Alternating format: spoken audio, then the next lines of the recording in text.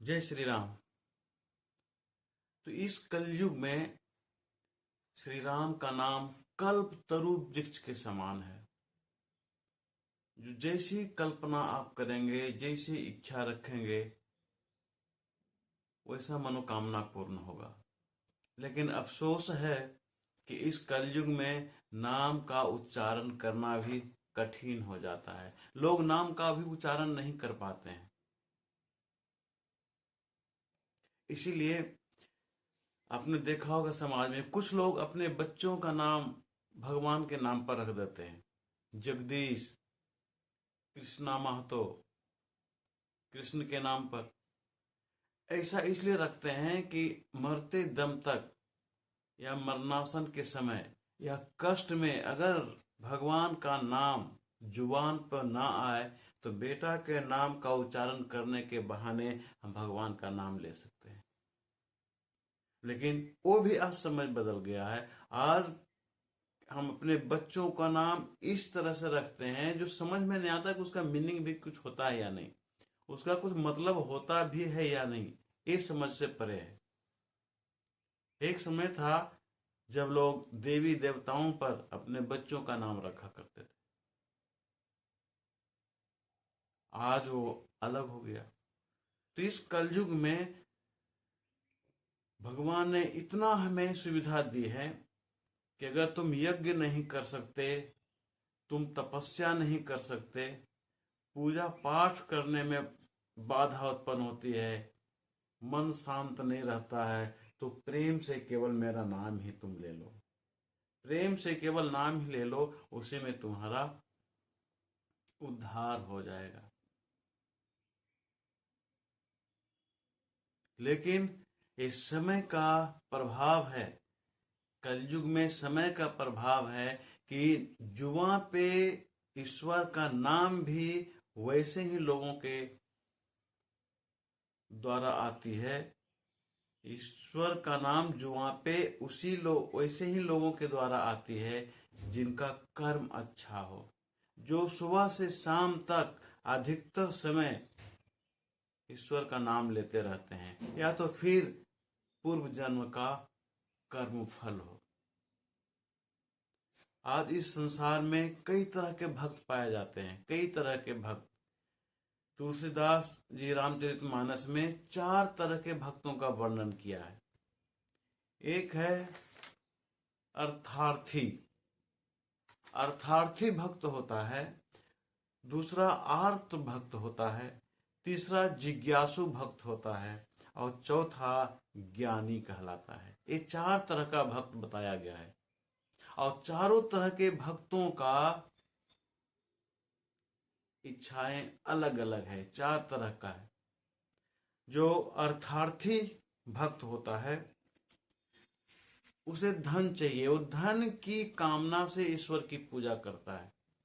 उसे मोक्ष का कोई जरूरत नहीं है।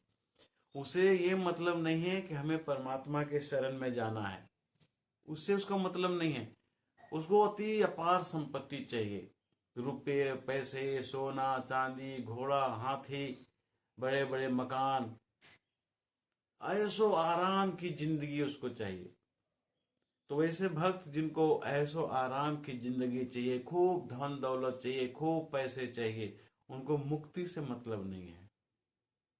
इस तरह के भक्त अर्थार्थी भक्त कहलाते हैं। प्रभु के चरण में इनका प्रेम कम होता, लेकिन धन के चाह में प्रेम ज्यादा होता है। लेकिन धन की चाह के लिए प्रभु से तो प्रेम करना ही पड़ता है। यही कारण है कि ईश्वर की कृपा ऐसे भक्तों पर भी आती है। ईश्वर को तो प्रेम चाहिए। एक चोर होता है, वो भी ईश्वर को प्रेम करता है। एक मद्यपान करने वाला, वो भी ईश्वर को प्रेम करता है। एक सज्जन व्यक्ति है, वो भी ईश्वर से प्रेम करता है। ईश्वर को प्रेम चाहिए। बाकी रह गया कर्म का फल, वो उसके कर्म के अनुसार मिलता है। कुछ लोग कहते हैं ना कि जो चोरी करता है वो भी भक्त है, उसको फल मिल जाता है। तो उसने प्रेम किया। ईश्वर को प्रेम चाहिए, भाव चाहिए, और कुछ नहीं चाहिए। जैसा वो कर्म कर रहा है वैसा उसको मिल जाएगा। क्योंकि ईश्वर ने हमारे ऊपर केवल कर्म को छोड़ रखा है, बाकी सब अपने हाथ में रखा है। केवल कर्म हमारे वश में रखा है कि जैसा तुम चाहो कर सकते हो, अच्छे से अच्छे काम, गंदा से गंदा काम करो, वो तुम समझो, उसका परिणाम तो मेरे पास है ही। दूसरा है आर्त भक्त। आर्त आर्त भक्त वैसे होते हैं जिनको संकट से मुक्ति चाहिए, उनको हर तरह के संकट से मुक्ति चाहिए। वो संकट नहीं चाहते, संकट तो कोई नहीं चाहता। तो संकट के मुक्ति के लोभ में, संकट से मुक्ति के लोभ में वो भक्ति की भावना मन में रखते हैं। लेकिन भक्ति की भावना मन में है, भक्ति की भावना मन में है, अंतर है कि उसे संकट से मुक्ति चाहिए, उसे धन दौलत नहीं चाहिए। लेकिन बिना ईश्वर प्रेम के उसको संकट से मुक्ति भी मिलने वाला नहीं है। तो अंततः वो ईश्वर के प्रेम में वो भी शामिल है, ईश्वर को तो वही चाहिए। तीसरा तरह का होता है भक्त, वो जिज्ञासु होता है। जिज्ञासु होता है ईश्वर के बारे में जानने की इच्छा रखने वाला। बहुत से साधु संत महात्मा हमारे देश में हुए जिन्हें ये इच्छा रहती थी कि ईश्वर होता है क्या, अगर होता है तो कैसा होता है, कहाँ रहता है, वो देखने में कैसा है, इस सांसारिक मानव के साथ उसका संबंध कैसा है। तो ईश्वर के बारे में जानने की इच्छा होती है, उसको बोलते हैं जिज्ञासु भक्त। बस उनको इतनी जानना है सही में ईश्वर है या नहीं। जो कि आज के समय में कलयुग में इस तरह के बहुत सारे भक्त आपको मिलेंगे जो ये जानना चाहते हैं कि जिसकी तुम पूजा करते हो वो रहता कहाँ है, वो है भी या नहीं। और लास्ट में चौथा भक्त है, वो ज्ञानी भक्त कहलाता है। ज्ञानी भक्त वो भगवान के तत्व को जानना चाहता है, गहराई को जानना चाहता है, इनका उत्पत्ति कहां से हुआ, कैसे हुआ। तो इस तरह से ज्ञानी और जिज्ञासु भक्त दोनों थोड़ा मिलता जुलता है, दोनों को ईश्वर के बारे में ज्ञान चाहिए। लेकिन ये चार तरह के भक्त होने के बावजूद भी जिनका अलग अलग विचार है, अलग अलग सोच है, इतना होने के बावजूद भी हमारे प्रभु इतने कृपालु हैं कि सबको एक नजर से देखते हैं, केवल इसीलिए कि सबके अंदर प्रेम की भावना है, इसीलिए कि सबके अंदर प्रेम की भावना है, इसलिए सबको एक्सेप्ट किया है, सबको उन्होंने स्वीकार किया है। ठीक है, आओ मेरे पास। आपने विवेकानंद का नाम तो सुना ही होगा। वो मूर्ति पूजा को नहीं मानते थे। उनका इसी तरह का सवाल हुआ करता था कि ईश्वर होता है क्या, होता है तो कहाँ रहता है, देखने में कैसा है, किसने उसको देखा, रहता कहाँ है, सांसारिक लोगों के साथ उसका संबंध कैसा है। तो उसके अंदर प्रेम था, जबकि मूर्ति पूजा नहीं मानता था और ईश्वर पे क्वेश्चन मार्क था। माँ देवी का दर्शन हुआ तो प्रेम था, एक दूसरे तरह का प्रेम था। वो ये जानने की इच्छा थी कि ईश्वर होता है क्या, ये जानने की इच्छा को लेकर वहां प्रेम था। प्रेम छिपा हुआ है वहां, वहां भी प्रेम है ईश्वर का, लेकिन दूसरे तरीके से, रास्ता दूसरा है। वो जानने के लिए कि होता है क्या, ये है या नहीं है, ये हमको जानना है। यहां प्रेम छिपा हुआ है। और अंततः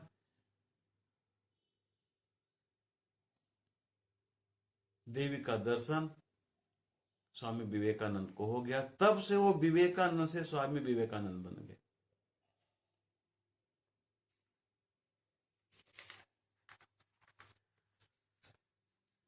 तुलसीदास जी आगे लिखते हैं कि अगुण सगुण दुई ब्रह्म स्वरूपा, अकथ अगाध अनादि अनूपा, मोरे मत बड़ नाम दुहू ते, के जे ही युग निज बस निज बूते। ब्रह्मा के दो स्वरूप को बताया गया है।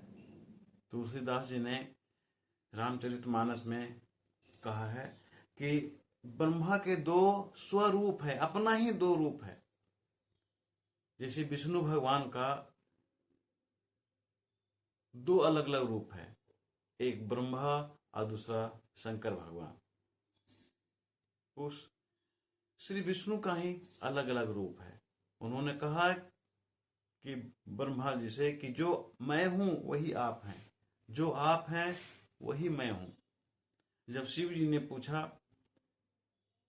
कि विष्णु भगवान आप ये बताइए मेरा परिचय क्या है, तो उनको भी उन्होंने यही कहा, जो मैं हूं वही आप हैं और जो आप हैं वही मैं हूं।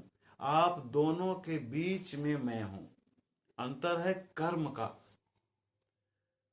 ब्रह्मा जी का काम है सृष्टि करना, रचना करना, और शिव जी का काम है नष्ट करना। जिसकी रचना हुई है उसको तो नष्ट होना ही है, जिसका जन्म हुआ है उसको तो मरना ही है।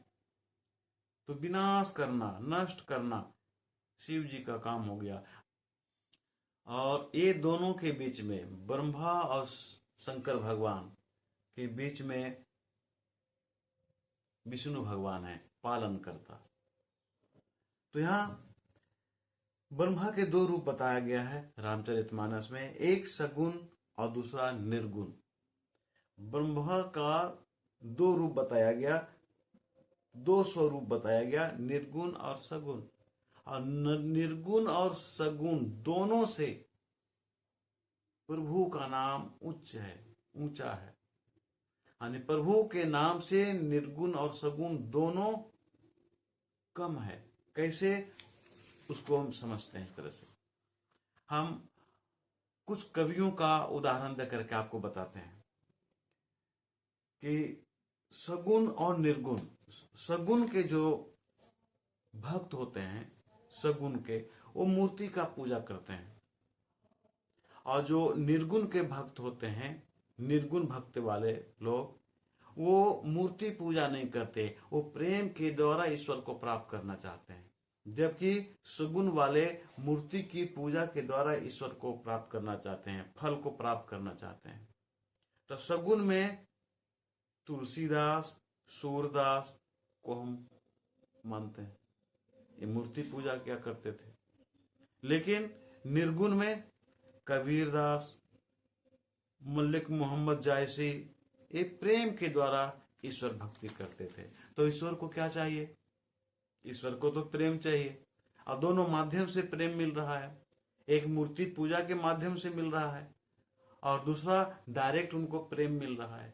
कोई मूर्ति नहीं, कुछ भी नहीं। कबीरदास ने तो हिंदू और मुस्लिम दोनों पर कटाक्ष करते हुए कहा है, हिंदुओं को कहा है पहले उन्होंने कि पत्थर पूजे हरि मिले तो मैं पूजू पहाड़, ताते वो चक्की भली पीस खाए संसार। इतना उन्होंने कटाक्ष किया है कि अगर पत्थर पूजने से हमको हरि मिल जाए, ईश्वर का दर्शन हो जाए, तो पत्थर तो छोटा सा चीज है, मैं वो बड़ा सा पहाड़ को क्यों नहीं पूजता हूँ, मैं उसी को पूजूंगा। वो तो बहुत बड़ा है, बहुत विशाल है, उसमें ईश्वर बहुत बड़ा होंगे, बहुत सारे असंख्य प्रभु उसमें होंगे। ये निर्गुण है, मूर्ति पूजा इसमें नहीं होती, इसलिए उन्होंने कटाक्ष किया है। पाहन पूजे हरि मिले तो मैं पूजू पहाड़, ताते वो चक्की भली पीस खाए संसार। अरे पत्थर के पूजने से अगर हरि मिल जाए तो चलो हम पहाड़ को पूजते हैं। सबसे अच्छा है उस चक्की की पूजा करो जिससे तुम गेहूं पीस पीस कर आटा प्राप्त करते हो, उसे रोटी बना के खाते हो। मूर्ति पूजा से क्या मिलेगा? पत्थर पूजने से क्या मिलेगा? ये निर्गुण है। लेकिन सगुण में मूर्ति पूजा हुआ करता था। तुलसीदास, सूरदास इसके ज्वलंत उदाहरण है। लेकिन दोनों के अंदर प्रेम है। सगुन में किसी माध्यम से प्रेम बताया गया है, मूर्ति पूजा के माध्यम से प्रेम की ओर जाते हैं, और निर्गुण में डायरेक्ट प्रेम को ही जाते हैं, यहां माध्यम नहीं है। सगुन में माध्यम है, किसी के माध्यम से हम ईश्वर प्रेम को प्राप्त कर रहे हैं, ईश्वर के प्रति प्रेम की भावना किसी माध्यम से ला रहे हैं। हम लोग मंदिर मस्जिद जाते हैं ना, धर्म स्थल जाते हैं, घर में भी तो पूजा हो सकता था।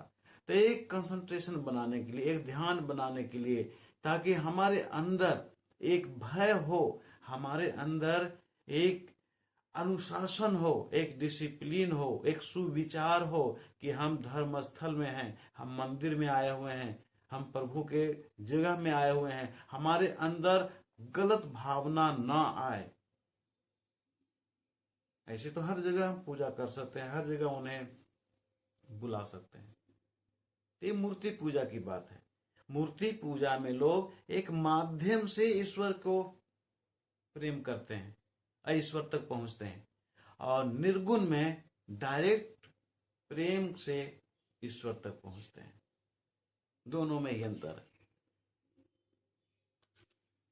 इसीलिए दोनों तो प्रेम का ही स्रोत है, और प्रेम से ही ईश्वर प्राप्त होते हैं। इसीलिए ईश्वर का नाम, राम का नाम सगुण और निर्गुण दोनों से उच्च माना गया है।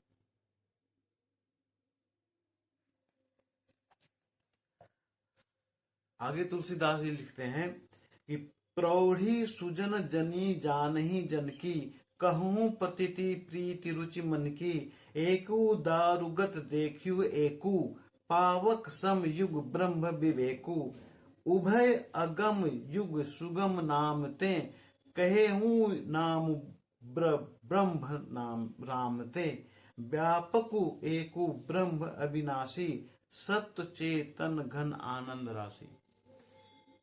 यहां भी उन्होंने सगुण निर्गुण का बहुत विचित्र ढंग से व्याख्या किया है। उन्होंने कहा कि निर्गुण और सगुण दोनों जो है ब्रह्म ज्ञान ही है। ब्रह्म का तो स्वरूप पहले ही बताया, लेकिन निर्गुण है। अगर निर्गुण और सगुण को हम काठ मान लें, लकड़ी, काठ कहते हैं लकड़ी को, अगर लकड़ी मान लें तो निर्गुण उस लकड़ी के अग्नि के समान है जो प्रकट नहीं है। जैसे चारकोल होता है ना, लकड़ी का कोयला, बाहर से देखने में लगता है कि बुझा बुझा सा है, लेकिन उसके अंदर आग होता है, उसमें आग छिपा हुआ है। तो निर्गुण में दिखावटी नहीं होता, नहीं लगता, क्योंकि वो मंदिर नहीं जाता, तीर्थ स्थल नहीं जाता, मूर्ति पूजा नहीं करता, तो लोग समझते हैं कि तो निर्गुण है, ये तो भक्ति की भावना इसके अंदर है नहीं, वो तो धर्म को मानता ही नहीं। लेकिन सच्चाई है कि उसके अंदर प्रेम है, वो डायरेक्ट प्रेम से ईश्वर को प्राप्त करना चाहता है। तो प्रेम के रूप में, जैसे लकड़ी के अंदर आग छिपा हुआ है और आग दिखता नहीं, उसी तरह से निर्गुण वाले लोगों के अंदर प्रेम छिपा हुआ है, वो दिखता नहीं। और सगुण उस लकड़ी के समान है जो लकड़ी जल रहा हो, उसमें अग्नि दिखता है। तो सगुण में, सगुण का उपमा, तुलना उस लकड़ी से दिया गया है जो जल रहा है, जिसकी आग दिख रही है। मतलब हम मंदिर जा रहे हैं, सबको मालूम है कि ये भक्त है, सबको मालूम है कि ये धर्म को मानता है, सबको मालूम है कि पूजा पाठ करता है, सबको मालूम है कि कृष्ण को मानता है, ये राम को जपता है, ये हनुमान को जपता है।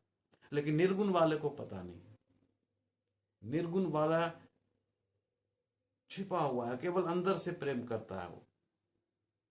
तो निर्गुण लकड़ी के आग, उस आग के समान है। निर्गुण लकड़ी के उस आग के समान है कि जिस लकड़ी के अंदर आग है लेकिन छिपा हुआ है, वो दिखता नहीं। तो निर्गुण में वो पता नहीं चलता कि किसका भक्त है, अंदर अंदर प्रेम है।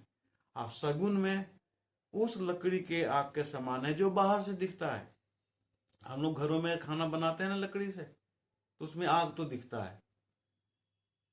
तो आज के भक्त उसके समान है, जो दिखता है कि ये राम की पूजा करता है, ये हनुमान की पूजा करता है, दिखता है, लेकिन प्रेम दोनों में है।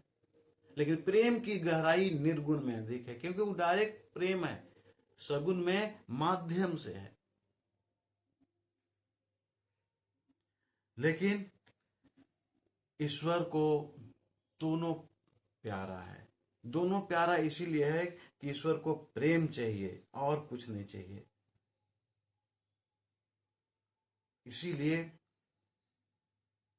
सगुण और निर्गुण दोनों प्रेम के माध्यम से ईश्वर को प्राप्त करने का रास्ता है। इसीलिए नाम सगुण और निर्गुण से बड़ा हुआ। प्रभु का नाम सगुण और निर्गुण दोनों से उत्तम है। मेरा रामचरितमानस का ये जो छोटा मैं कथा करने का प्रयास किया हूं, वो आपको हर सोमवार को देखने के लिए मिलेगा, हर सोमवार को। जय श्री राम।